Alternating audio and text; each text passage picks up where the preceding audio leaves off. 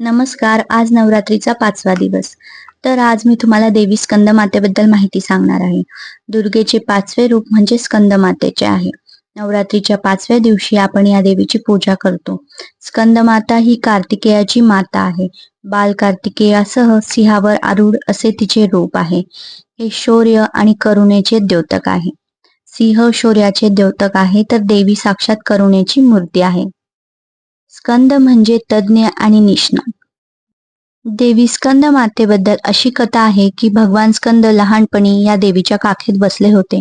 त्यामुळे भगवान स्कंद कुमार कार्तिकेय या नावाने देखील ही देवी ओळखली जाते. ते देवासुर संग्रामात देवतांचे सेनापती बनले होते. पुराणात कुमार आणि शक्ती म्हणून त्यांचा महिमा वर्णिला गेला आहे. भगवान स्कंदाची आई असल्यामुळे दुर्गेच्या या रूपाला स्कंदमाता म्हणून ओळखले जाते. स्कंदमाता 4 भुजाधारी आहे. तिच्या उजव्या बाजूकडील खालील हात वर उचललेला आहे.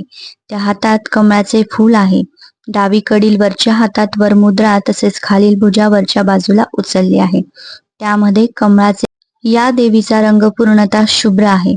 ही देवी कमळाच्या आसनावर विराजमान असल्यामुळे तिला पद्मासना असेही म्हटले जाते. देवी स्कंदमाता शौर्याचे प्रतीक मानले जाते आणि तिचे वाहन सिंह आहे. नवरात्रीतील 5व्या दिवसाचे शास्त्रात विशेष महत्त्व सांगितले आहे. त्यामुळे ह्या देवीची पूजा अतिशय शुद्ध भावना ठेवून करायला पाहिजे.